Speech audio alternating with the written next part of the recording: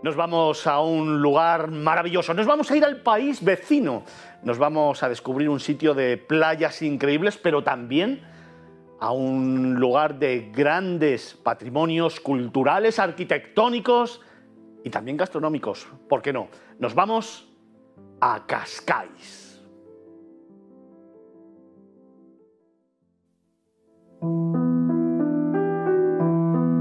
Sin duda, Cascais y Estoril, en Portugal, conocido como la zona de las dos primaveras, gracias a su microclima cálido en verano y agradablemente soleado durante el resto del año, es una excelente opción como destino vacacional. Se caracteriza por una amplia y diversa oferta turística marcada por acogedoras playas y recónditas calas que configuran la línea de su extenso litoral. Esta preciosa población costera, de gran tradición pesquera, fue escogida en el siglo XIX como destino vacacional por la familia real portuguesa, que estableció aquí su residencia de verano, atraída por su entorno natural, su clima templado y la excelente calidad de sus aguas marinas y termales.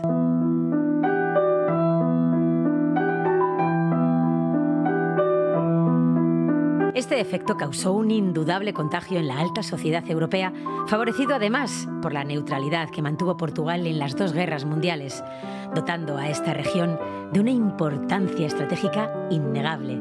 Todas las cancillerías de Europa en Lisboa disponían de sede en Cascais o en Sintra, convirtiendo a estas poblaciones en un feudo de la diplomacia europea, además de un intrigante refugio de espías y tráfico de información.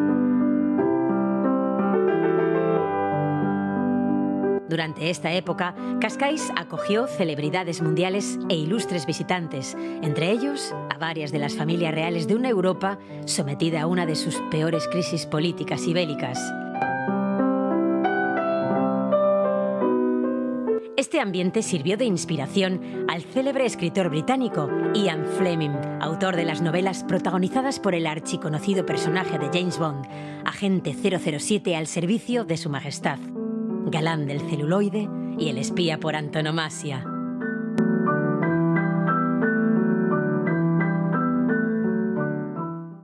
Qué bonito, la verdad es que es uno de esos lugares emblemáticos del país vecino.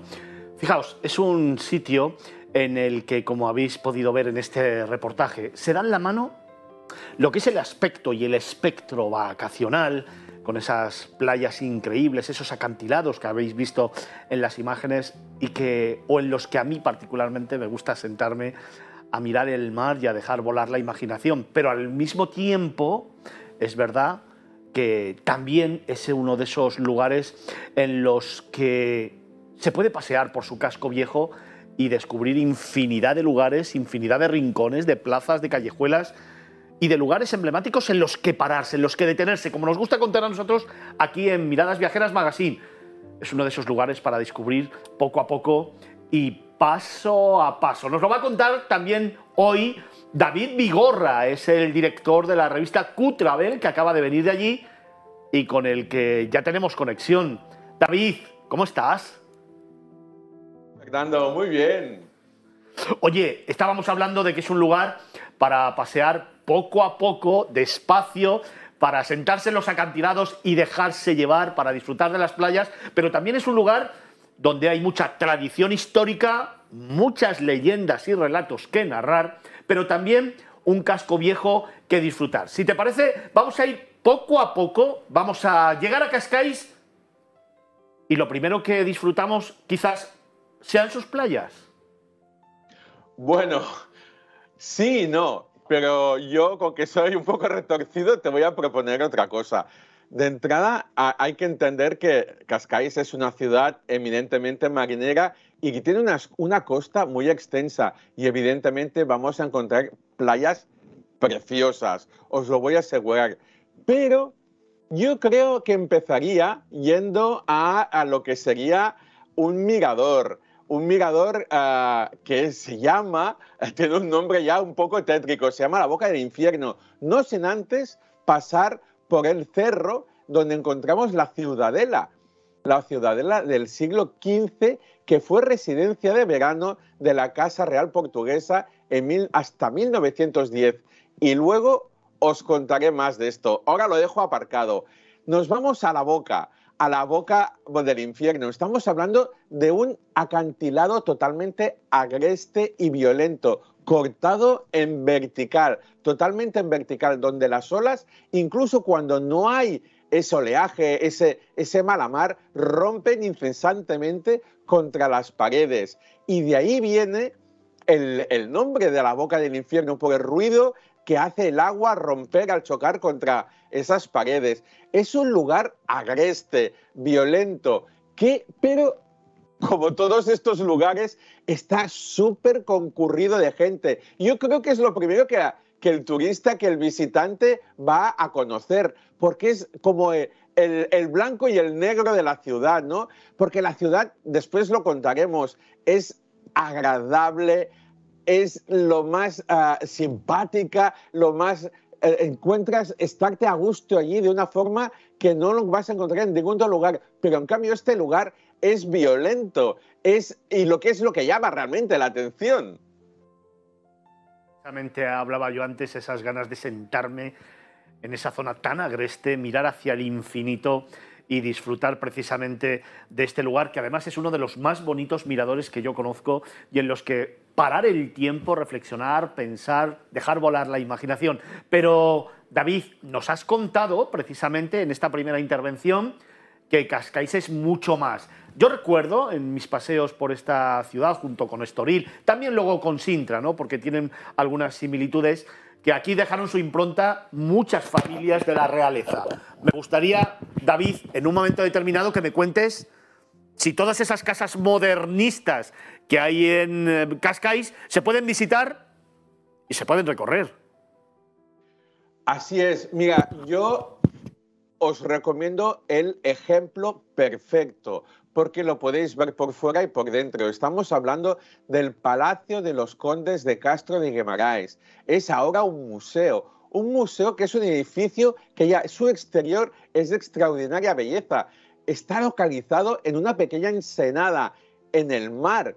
El agua siempre está chocando contra las paredes del cimiento de este palacio, porque es un palacio imponente, os lo puedo asegurar. Y esto ya es una belleza extraordinaria, que todo el mundo que lo visita queda hipnotizado, pero es que su exterior es el exterior típico portugués. Está decorado con azulejos, esos azulejos blancos y azules que podemos encontrar en las fachadas, con un estanque precioso que encontramos que preside la entrada. Ya nos metemos dentro y allí encontramos un patio similar a un claustro tradicional de esa época, presidido, como no podía ser, por una fuente con un león tallado en piedra, inmenso león, os lo puedo asegurar, ahora lo veréis en las imágenes, con un surtidor que lo único que se oye es el agua que borbotea del surtidor.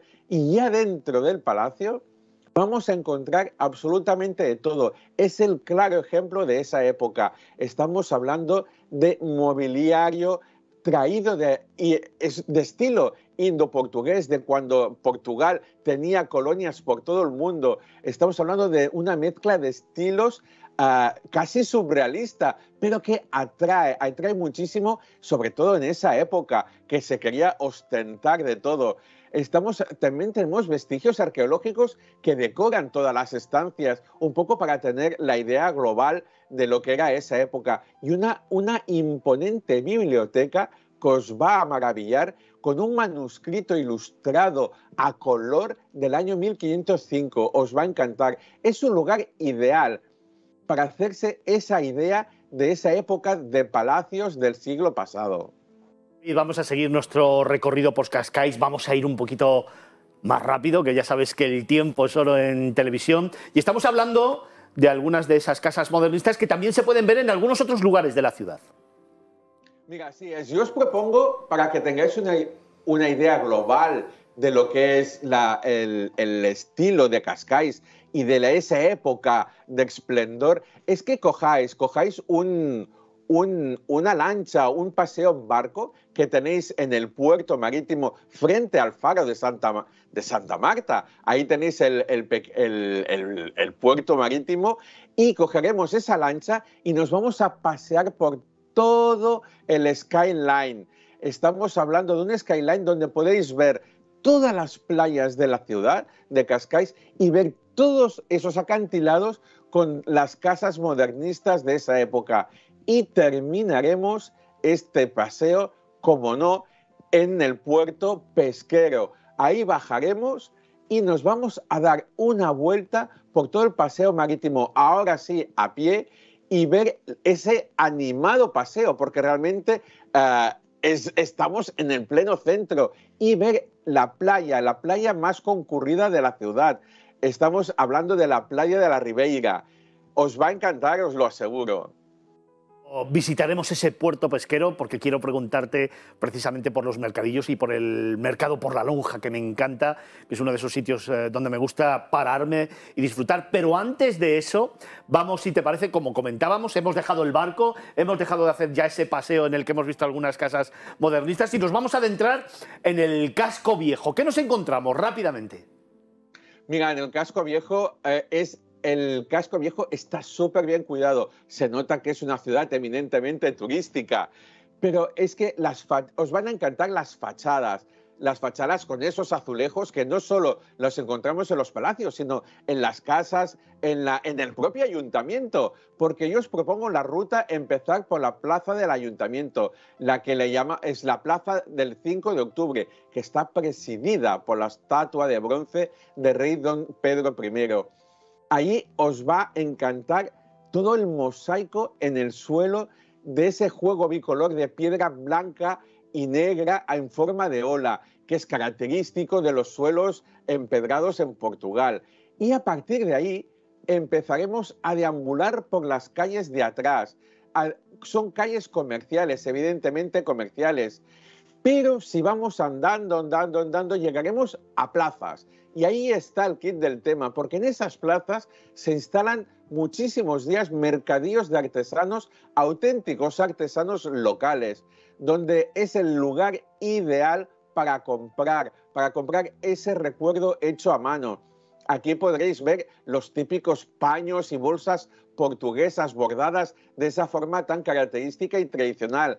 Veremos incluso trabajos hechos en mimbre, porque aquí, con que ser un pueblo de pescadores, las mujeres trabajan mucho el mimbre. Y yo personalmente me quedo con los artesanos que pintan esas baldosas del juego de adoquines del suelo, del blanco y el negro en forma de ola, y yo me quedaría con eso. Realmente me compré yo uno de esos adoquines decorados porque es el típico souvenir, el típico recuerdo que cuando lo tengas en casa recordarás como una moviola todo tu viaje.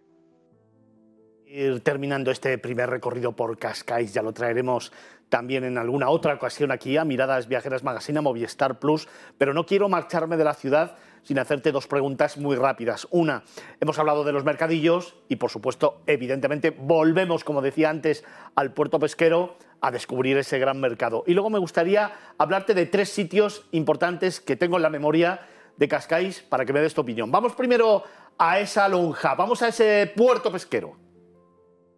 Mira, con que ya hemos hablado, Cascais es una ciudad turística, pero es que es pesquera. Entonces tenemos un mercado, el de la vila de Cascais, que es inmenso, es grandioso por lo que es en la ciudad en sí de pequeña. Estamos hablando de docenas de puestos de fruta, de hortalizas del lugar, fruta exótica traída de Brasil, de Sudamérica en general, y sobre todo una gran lonja con puestos de pescado. Estamos hablando que aquí el pescado y el marisco es de lo más apreciado en Portugal. Es un marisco que viene de las frías aguas atlánticas y todos sabemos que ese frío del agua da un sabor muy peculiar e intenso a ese marisco. Pero es que ahora viene lo bueno. Mi propuesta gastronómica del destino es disfrutarlo en este mercado. Estamos hablando que el propio mercado tiene sus propios viveros, donde puedes tú escoger uno a uno, decir, ponme este bogavante, ponme esta cigala, y te lo vas a comer aquí, en forma de picnic, en mesas sentados. ¿Os imagináis coger esas gambas rojas, escogerla tú mismo, que aún están vivas, esos percebes, esos caracoles de mar llegados de las rocas, de esas rocas que hemos hablado antes de la boca del diablo, o el famoso buey de mar fresco, preparado al estilo portugués, que se hace con huevo duro, con cebolleta, con limón, mostaza y brandy. Más fresco, más barato, sobre todo, y original es imposible. David, para terminar, te decía antes que quería nombrarte 3 lugares porque entre Cascais y Estoril hay que contarle a todos nuestros telespectadores que tan solo hay una calle, simplemente una calle, distancia a Cascais de Estoril. Ahí a mí me gustaría fijarme, por ejemplo, en 3 recuerdos, ¿no? Me gustaría en el casino de Estoril, me gustaría ir también al Hotel Palacio, otro de los emblemáticos, y a las pastelerías Garret. Son 3 lugares emblemáticos que además, para el que no lo sepa, para el que descubra por primera vez este lugar, tienen mucho que ver con James Bond. Así es, así es. Aquí tenemos una mezcla de todo, una mezcla de espionaje, una mezcla de aristocracia. Mira, empezamos por el casino, el famoso casino de Estoril, que mucha gente lo confunde el casino de Cascais, pero realmente estamos en Estoril. Lo que tú has dicho, solo hay que cruzar una calle. Pues el famoso casino, el casino de Estoril, era muy frecuentado por toda la aristocracia europea que estaba exiliada aquí, aristocracia y realeza. No olvidemos que don Juan, el padre del actual rey emérito de España, don Juan Carlos, que curiosamente también ahora está en exilio forzoso, jugaban aquí cada noche sus fortunas y quien no las jugaba, porque ya las había perdido, jugaba con la influencia y la información. Estamos hablando de entre la Primera y la Segunda Guerra Mundial. Para poner un contexto, el Palacio, el Hotel Palacio, que aún sigue en funcionamiento, era la base de operaciones de los aliados. Pero es que además, el Hotel Atlántico, que ahora está desaparecido, allí operaban los nazis. Siempre estamos hablando en un contexto de que Portugal era totalmente un país neutro. Y ahora viene lo bueno. Ian Fleming, el escritor del famoso personaje James Bond, conoció aquí su James Bond real. Estamos hablando de un agente serbio que se llamaba Dusan Popov, que hemos visto ahora en una imagen, en una diapositiva. Pues este agente que inspiró a Ian Fleming, porque Ian Fleming era periodista, era escritor y medio empleado de los servicios de inteligencia británico. Así que allí, como se dice vulgarmente, se cocían habas. En el Hotel Palacio encontramos un pasillo, una galería larguísima con las fotografías de todos estos personajes famosos de realeza y no realeza que han pasado por aquí. Y ahora nos vamos a la pastelería Garret, que tú me digas, que la gente nos va a decir, ¿y qué tiene que ver con todo esto? En la pastelería Garret era el salón de té de la época. Aquí venían los espías, aquí venían a tomar el té, era la excusa, y aquí venían a conspirar, a traficar con esa información, porque era la zona neutra de los aliados y no aliados. Aquí venía todo el mundo y hoy, a día de hoy, venimos todos a recordar esa época, a pisar este lugar y decir, aquí estaban estos espías y a tomarte uno de estos pastelitos que os aseguro que están deliciosos. Aquí, yo creo que los espías de la época tenían unos kilos de más, porque si cada día estaban aquí comiendo, os aseguro que se iban a poner buenos. Pues parafraseándote, aquí dejo este tema, aquí dejo este viaje, aquí te despido. David Vigorra, muchísimas gracias, escritor, viajero y director de la revista Q-Travel, pero sobre todo amigo y tertuliano de Miradas Viajeras Magazine, de Movistar Plus, de Negocios Televisión. Fantástico trabajo. Enhorabuena, amigo. Gracias. Gracias.